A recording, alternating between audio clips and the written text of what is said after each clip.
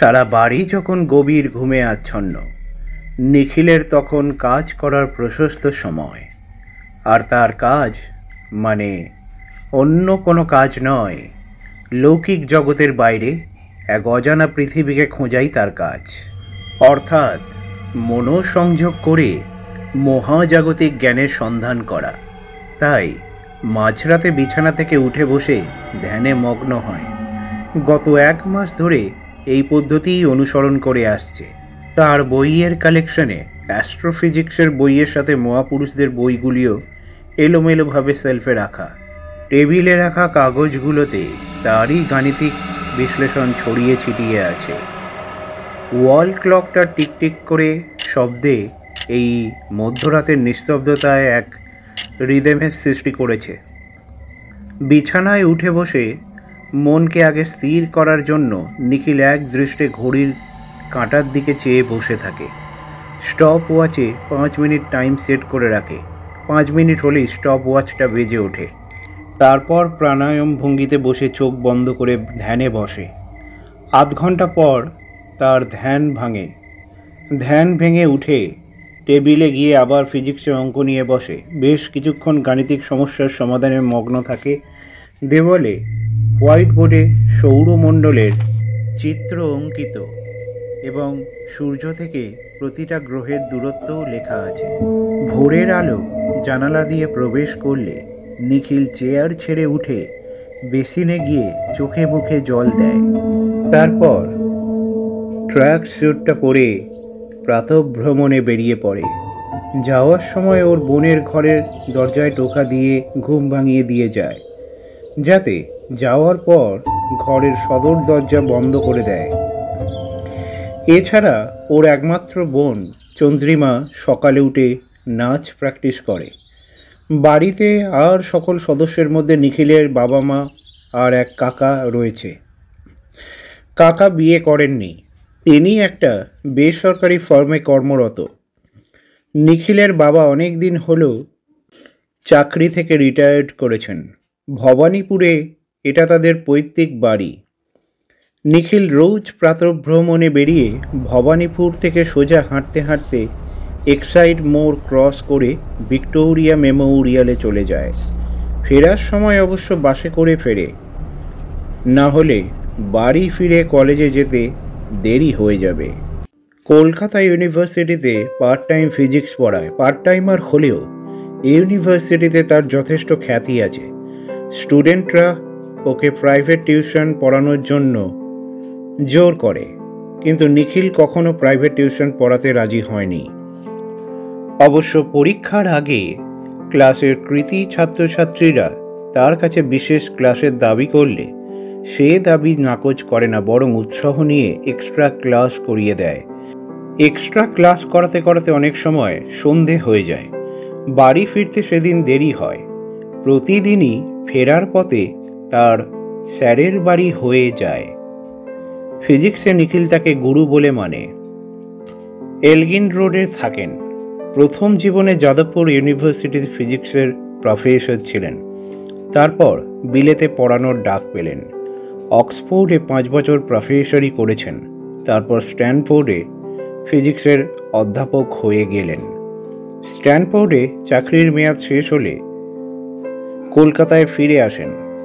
কলকাতায় এলগিন রোডে তার আদি বাড়িতেই থাকেন। বিয়ে থা করেননি।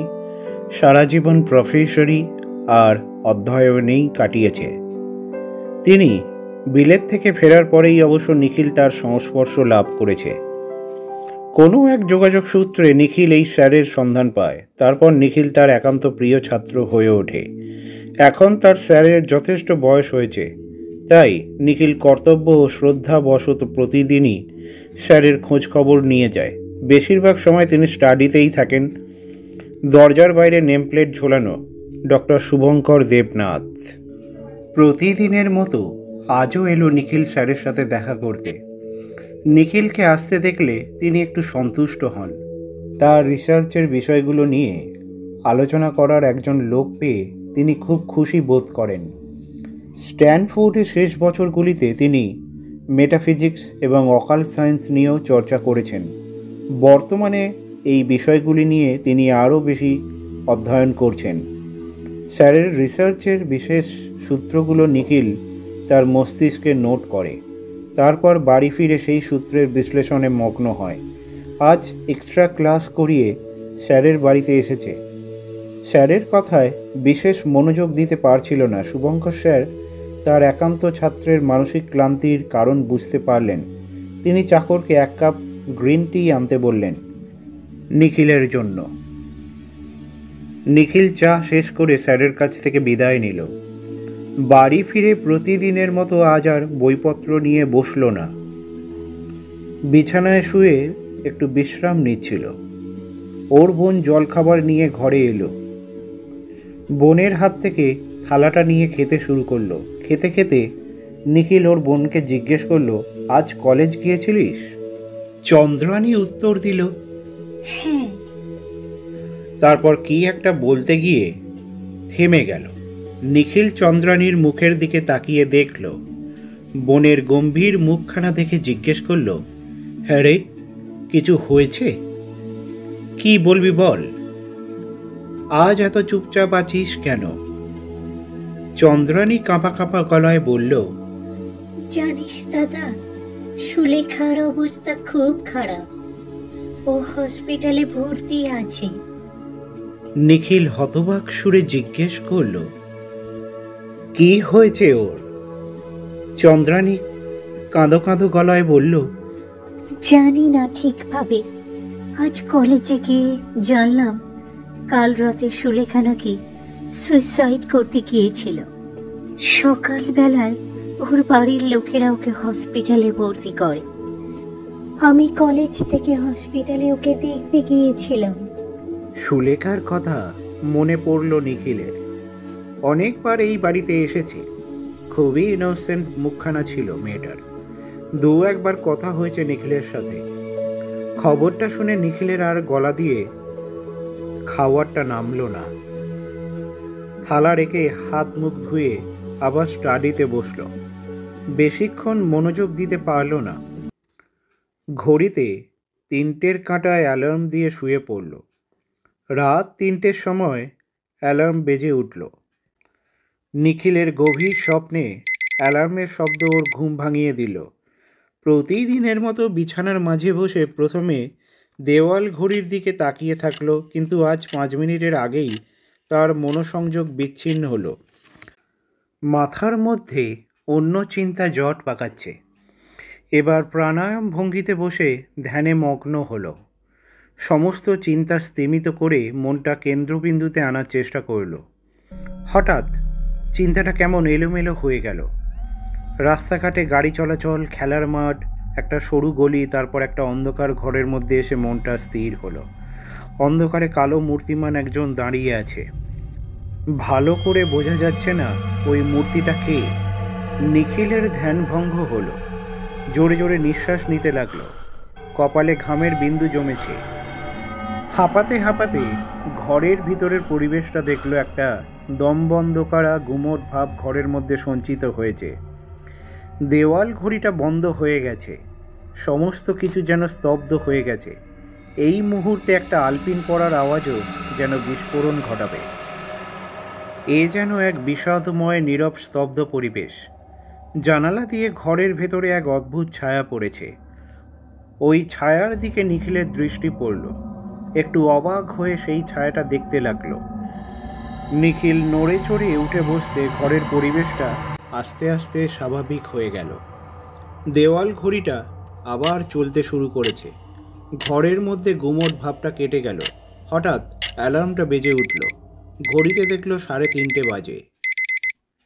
পরদিন সকালে নিখিল আর প্রাতঃভ্রমণে বেরুলো না। চান খাওয়া দাওয়া করে একটু তাড়াতাড়ি ইউনিভার্সিটিতে চলে গেল। নিখিলের চোখ মুখের বিধ্বস্ত অবস্থা হয়েছে। টিচার্স রুমে ঢোকার সময় ওর সহকর্মী কল্যাণ ওকে ডাকল। কল্যাণ ওর সমবয়সী, একজন পার্ট টাইমার হিসেবে নিযুক্ত, ইংলিশ পড়ায়। কল্যাণ জিজ্ঞেস করল, হাউ যে তু আর্লি অ্যারাইভ? নিখিল কথার উত্তর না করে বলল, রেজিস্টার্ড বুকে সাইন করে আসি। লেট হয়ে যাবে। নিখিল কথাটা শেষ করেই টিচার্স রুমের দিকে এগুতে গেল। কল্যাণ কাঁধে হাত রাখল, জিজ্ঞেস করল, সব কিছু ঠিক আছে তো? নিখিল ওর দিকে মুখ না ঘুরিয়ে মাথা নিচু করে বলল, হ্যাঁ ঠিক আছে। তারপর গটগট করে জুতোর আওয়াজ করে টিচার্স রুমে ঢুকে গেল। কল্যাণ নিখিলের এই আচরণে একটু অবাক হলো। ক্লাসে নিখিল হোয়াইট বোর্ডে নিউটনের তৃতীয় সূত্র লিখছিল। স্টুডেন্টদের নোট করতে বলে চেয়ারে বসলো। হঠাৎ তার চোখের সামনে সব কিছু আবঝা দেখছিল। ক্লাসে বসে থাকা স্টুডেন্টরা ক্রমেই যেন দূরে সরে যাচ্ছে, শ্রবণ শক্তিও যেন হারিয়ে যাচ্ছে। ক্লাসরুমের লাস্ট বেঞ্চে বসে ওই মেয়েটা কে? বড় বড় চুলে মুখটা ঢাকা রয়েছে, মাথাটা নিচু করে বসে আছে। এই অলীক দিবা স্বপ্নে একটা কণ্ঠস্বর ভেসে আসছিল, খুবই ভারী জড়ানো নারী কণ্ঠস্বর ভেসে আসছিল। আস্তে আস্তে শ্রবণ ক্ষমতা ফিরে আসছে, চোখের সামনে আবছা ভাবটাও কেটে গেল। স্যার, স্যার, আপনি কি শুনছেন? এবার কণ্ঠস্বরটা স্পষ্ট হলো। একজন ছাত্রী নিখিলের কাছে সূত্রটা আর একবার বুঝতে চাইছিল। সামনের সকলে ওর মুখের দিকে তাকিয়ে আছে। নিখিল ক্লাস ইজ ওভার বলে দ্রুত পায়ে ক্লাসরুম থেকে বেরিয়ে গেল। ওয়াশরুমে গিয়ে চোখে মুখে জল দিল। ওয়াশরুমে আয়নায় নিজের মুখটা দেখে চমকে উঠল। চোখ মুখের কেমন একটা ক্লান্তিকর অবস্থা হয়েছে, যেন বহুদিন ঘুমোয়নি। চোখ দুটো লাল বর্ণ ধারণ করেছে। ওয়াশরুম থেকে বেরিয়ে ক্যান্টিনে গেল। ক্যান্টিনে অনেক ছাত্রছাত্রী বসে আড্ডা মারছিল। নিখিল কোণের দিকে একটা খালি টেবিলে গিয়ে বসল। এক কাপ চা আর অমলেটের অর্ডার দিল। দূরের টেবিলে বসে থাকা স্টুডেন্টরা নিখিলকে দেখে নিজেদের মধ্যে ফিসফাস করে কিছু বলাবলি করছিল। পকেট থেকে ফোনটা বের করে নিখিল কল লিস্টটা চেক করতে লাগলো। কল্যাণ এসে ওর সামনের চেয়ারে এসে বসলো। কল্যাণকে দেখে নিখিল উঠি উঠি করছিল। কল্যাণ কৌতূহলী কণ্ঠে জিজ্ঞেস করলো, আচ্ছা তোমার কি হয়েছে বলো তো নিখিল? তোমাকে আজ খুব আপসেট দেখাচ্ছে। নিখিল গম্ভীর কণ্ঠে উত্তর দিল, কিছু না। কল্যাণ দাবি করল, না না, কিছু তো হয়েছে, না হলে তুমি তো এত গম্ভীর কোনোদিন থাকো না। বলোই না, যদি আমি কিছু হেল্প করতে পারি। বেহারা চা আর অমলেটের প্লেটটা নিখিলের সামনে টেবিলে রাখল। নিখিল কল্যাণের কথার কোনো জবাব না দিয়ে চামচ হাতে তুলে মাথা নিচু করে অমলেটটা খেতে শুরু করলো। মাথা তুলতেই কল্যাণের পিছনে টেবিলে সেই মেয়েটাকে আবার দেখতে পেল। একইভাবে বসে আছে মাথা নিচু করে, মাথায় বড় বড় চুল, মুখের সামনে ঝুলে আছে, মুখটা দেখা যাচ্ছে না। পরনে একটা কালো টপ আর কালো স্কার্ট। পোশাকগুলোর বড়ই বিধ্বস্ত অবস্থা এবার স্পষ্টভাবে দেখতে পেল। মাথায় প্রচণ্ড যন্ত্রণা আরম্ভ হলো। নিখিল চামচ ফেলে টেবিলে কনুই রেখে দু হাতের ওপর মাথা ঝুঁকিয়ে দিল। কল্যাণ সাথে সাথে উঠে এসে ওর গায়ে হাত রেখে অস্থির হয়ে জিজ্ঞেস করলো, কি হয়েছে? অসুস্থ লাগছে? নিখিল দু হাতে কপাল রগড়াতে রগড়াতে বলল, ভীষণ মাথার যন্ত্রণা হচ্ছে। কল্যাণ এক ছাত্রকে ডেকে ইউনিভার্সিটির সামনে মেডিসিনের দোকান থেকে পেন কিলার আনতে বলল। ছাত্রটি কিছুক্ষণের মধ্যেই পেন কিলার নিয়ে হাজির হলো। পেন কিলার খেয়েও মাথার যন্ত্রণা কিছুই কমল না।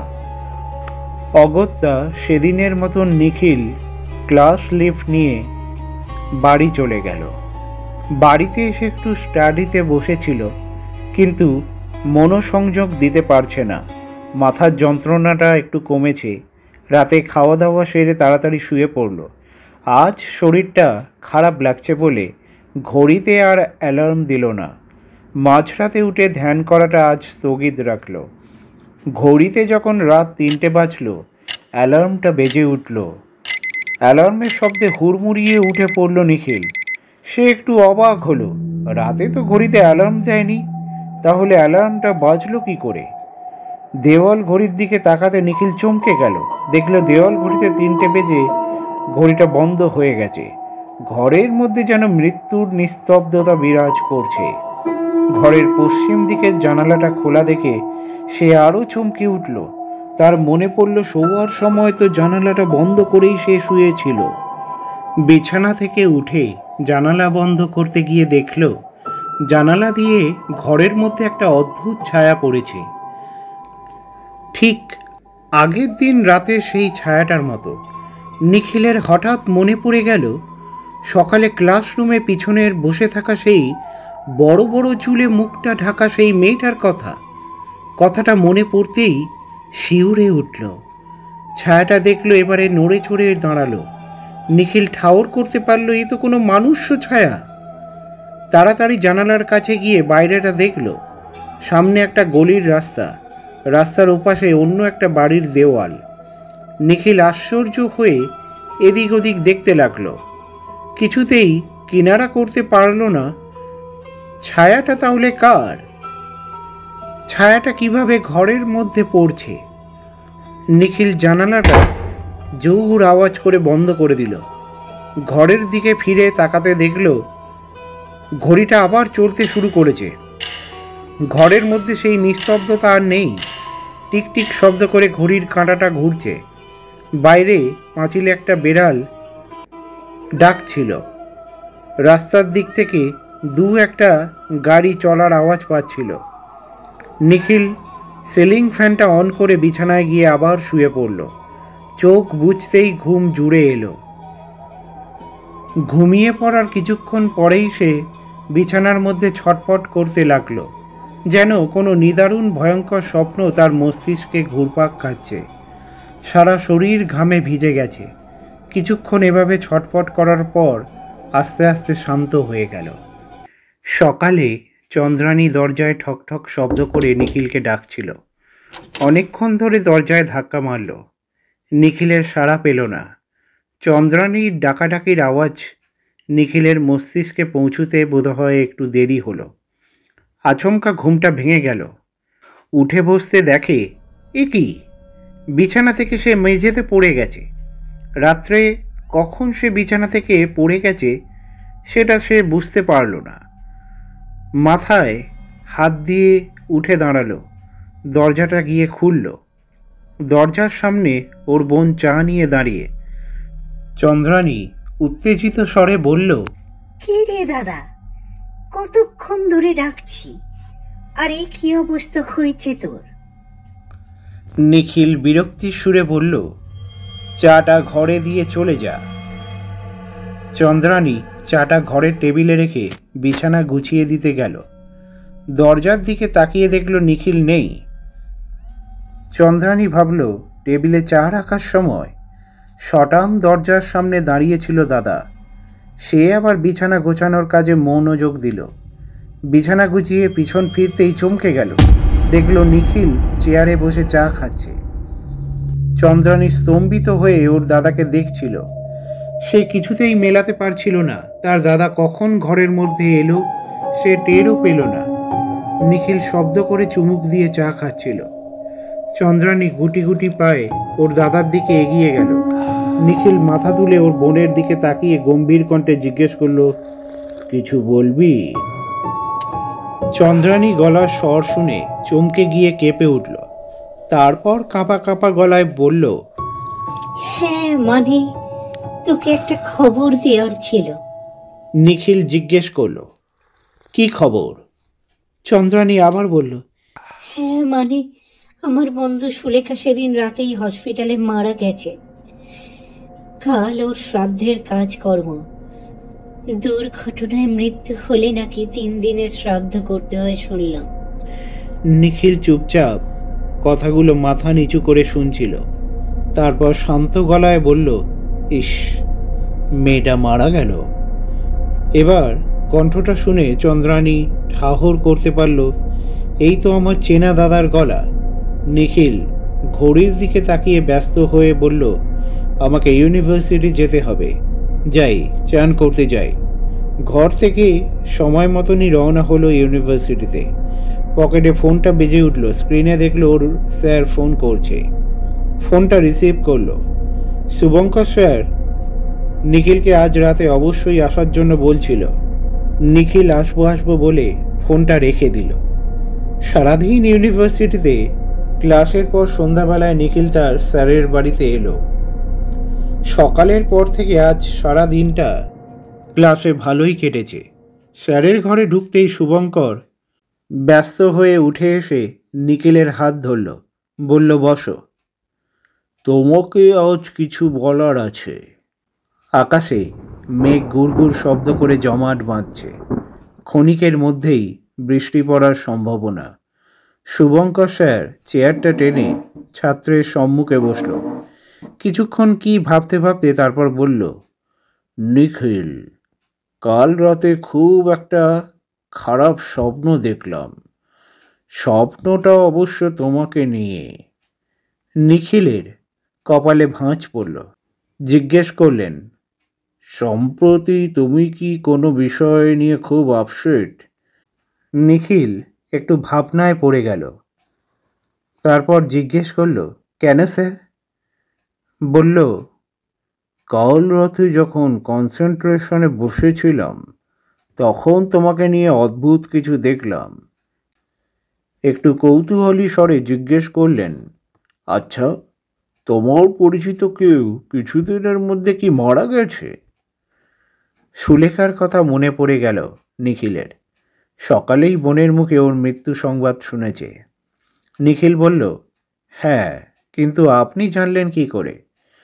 শুভঙ্কর স্যার চেয়ার ছেড়ে উঠে দাঁড়ালেন। তারপর বইয়ের সেলফ থেকে একটা বই বের করলেন। বললেন, তুমি তো জানো আমি ফিজিক্স ছাড়াও অকাল সায়েন্স নিয়ে পড়েছি।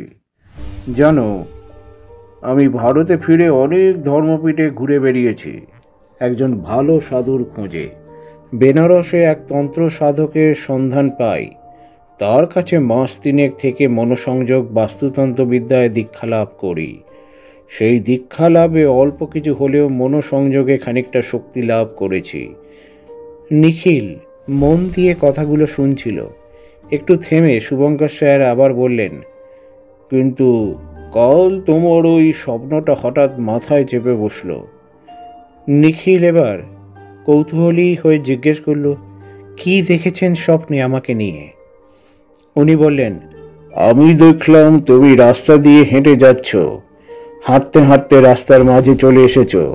পিছনে একটা গাড়ি আসছে। আমি তোমাকে চেঁচিয়ে বলছি সরে যেতে, কিন্তু তুমি শুনতে পাচ্ছ না। তোমার সাথে একজন কালো পোশাকে একটা পূর্ণবয়স্ক মেয়ে ছিল। মেয়েটাও তোমার সাথে সাথে হাঁটছে। কিছুতেই মেয়েটার মুখটা দেখতে পেলাম না। মেয়েটার মাথায় খুব ঘন বড় বড় চুল। মুখের সামনে চুলগুলো ঝুলেছিল, তাই মুখটা চিনতে পারলাম না। কথা শেষ করেই উনি নিখিলকে জিজ্ঞেস করলেন, আচ্ছা, তোমার কি কোনো বান্ধবী আছে? নিখিল অবাক সুরে বলল, না তো। কৌতূহলী কণ্ঠে শুভঙ্কর স্যার বললেন, তাহলে মেয়েটাকে? স্যারের মুখ থেকে স্বপ্নে দেখা মেয়েটির বর্ণনা শুনে নিখিলের বুঝতে বাকি রইল না এ যে সেই মেয়েটার কথা বলছে যাকে সে বহুবার দেখেছে, কখনো ক্লাসরুমে, কখনো ক্যান্টিনে, কখনো মনোসংযোগে, কখনো গভীর স্বপ্নে। নিখিলও এই প্রশ্নের উত্তর খুঁজছে, কিন্তু এই সময় স্যারের সাথে এই বিষয়ে আলোচনা করা যথাসঙ্গত মনে করল না। তাই স্যারের কথায় বিশেষ কৌতূহল প্রকাশ করল না। বাইরে তখন ঝমঝমিয়ে বৃষ্টি পড়া শুরু হলো। মিনিট 20 পর বৃষ্টি পড়া একটু কমতে নিখিল স্যারের কাছ থেকে বিদায় নিল। বাড়ি ফিরে স্টাডিতে একটু বসেছিল। চন্দ্রানী এসে চা দিল। চন্দ্রানীকে দেখে নিখিলের সুলেখা সম্পর্কে খোঁজখবর নেওয়ার কথা মনে এলো। শান্ত গলায় নিখিল জিজ্ঞেস করল, কাল কি তোর বন্ধুর শ্রাদ্ধে যাবি? অন্তত ফুল মিষ্টি নিয়ে গিয়ে বন্ধুর প্রতি শ্রদ্ধা জানিয়ে আয়। কথাটা শুনে চন্দ্রানীর চোখের পাতা অশ্রুতে ভিজে গেল। ভাঙা গলায় বলল, না রে দাদা, ওই দৃশ্য দেখতে পারবো না। নিখিল চেয়ার থেকে উঠে দাঁড়ালো, বোনের কাঁধে হাত রেখে বোনকে সান্ত্বনা দিয়ে বলল, যা হওয়ার হয়ে গিয়েছে, তা তো বদলানো যাবে না, তাও বন্ধুর প্রতি একটা কর্তব্য থেকে যায়। চন্দ্রানী আরও ফুপিয়ে ফুপিয়ে কাঁদতে শুরু করলো। নিখিল জিজ্ঞেস করলো, আচ্ছা মেয়েটা সুইসাইড করলো কেন বলতো, তুই কি জানিস? চন্দ্রানী বলল, না, তবেও বেশ কয়েকদিন ক্লাসে আসা বন্ধ করে দিয়েছিল। ফোন করলে ফোন তুলতো না। রাস্তায় একদিন দেখা হয়েছিল, ওকে খুব ডিস্টার্ব লাগছিল। কথার মাঝে নিখিল জিজ্ঞেস করলো, কী নিয়ে এত ডিস্টার্ব ছিল যে মেয়েটাকে সুইসাইড অ্যাটেম্প্ট করতে হলো? চন্দ্রানী বলল, তা জানি না, তবে ক্লাসে ওর সুজিতের সাথে অ্যাফেয়ার চলছিল, কিন্তু 1 মাস আগে তো ওদের ব্রেকআপ হয়ে গিয়েছিল। তারপর আর ওদের কোনো কথা হতো না, ব্যাস, এর বেশি আর কিছু জানি না। কথাগুলো বলা শেষ হলে নিখিল চন্দ্রানীকে যেতে বলল। তারপর আবার চেয়ারে বসে গভীর ভাবনায় মগ্ন হল। শুভঙ্কর দেবনাথ রাতের খাওয়া দাওয়া সেরে নিলেন। চাকরকে বললেন গিয়ে শুয়ে পড়তে। বাইরে তখনও ঝিরিঝিরি বৃষ্টি পড়ছে। স্টাডি রুমে গিয়ে দরজা বন্ধ করে দিলেন। স্টাডি রুমে সব আলো নিভিয়ে একটা মোমবাতি জ্বেলে টেবিলের ওপর রাখলেন। তারপর চেয়ারে বসে হাত দুটো টেবিলের ওপর রেখে চোখ বন্ধ করে মনোসংযোগে মগ্ন হলেন। মনোসংযোগে এবং বাস্তুবিদ্যায় তিনি যে পারদর্শী, সে কথা তিনি তার একান্ত ছাত্র নিখিলকেই আজ প্রথম জানিয়েছে। কিছুক্ষণ পর বাতিটা দপদপ করে জ্বলতে লাগলো। শুভঙ্কর স্যারের কপালে ঘামের বিন্দু জমেছে। মুখটা কঠিন হয়ে উঠেছে, ভুরু দুটো কুঁচকে গেছে, যেন মনের ভিতর কোনো কিছুকে খতিয়ে দেখার চেষ্টা করছে। হঠাৎ বইয়ের সেলফটায় কম্পন শুরু হলো। ঘরের মধ্যে সমস্ত বস্তুই ঝনঝন করে কাঁপতে শুরু করলো।